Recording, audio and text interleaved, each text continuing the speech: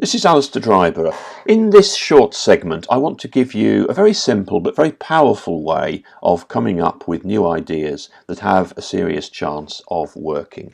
It'll help you originate those ideas and also to evaluate their possibilities of success. We'll start off with a very simple 2x2 chart and observe that anything we're offering is either addressing a familiar problem or a new problem. And the solution we're offering is either a familiar solution or a new solution. So we have four different combinations here. Let's start off by looking at the bottom left, the familiar solution being offered to the familiar problem.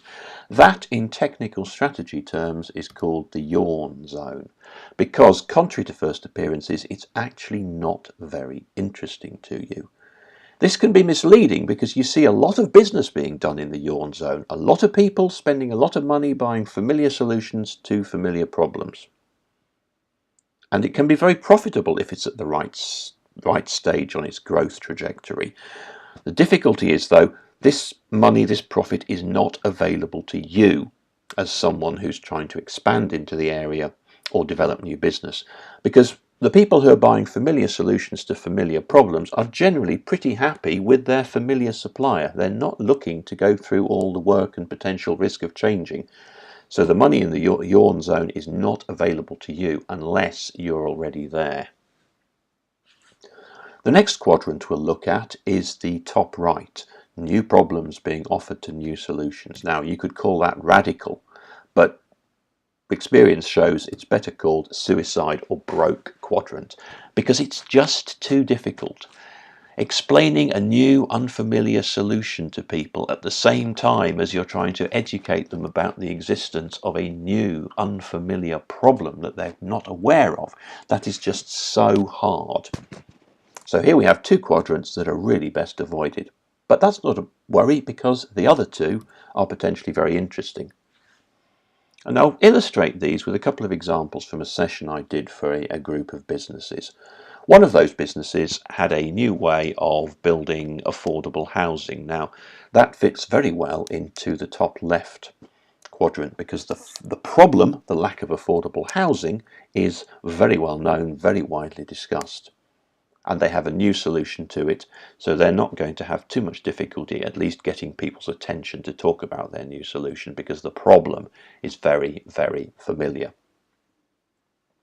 The other box which is interesting is the bottom right, and that was exemplified by one of the other members of that group who were a communications agency, and their particular thing was they specialised in communicating with LGBT audiences who historically had not been recognised as a separate group, just lumped together with the rest of their demographic, and they were less and less happy about that.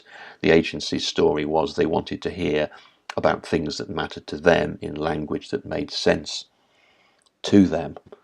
And so I said to them, okay, you've got a new problem, a new group of people emerging with new expectations. Make sure that the way you communicate with them, the particular channels, the media you use, is reasonably conservative, reasonably familiar. And there again, you've got a decent chance of success. So, to sum up, avoid the rather dangerous allure of the yawn zone. There's nothing there for you. Avoid the excitement of the radical or the suicide broke quadrant. It's just too difficult and too dangerous. Make sure that either your problem is recognised if your solution is new, or your solution is recognised but applied to a new problem. Get in the right box and your chances of success are greatly improved.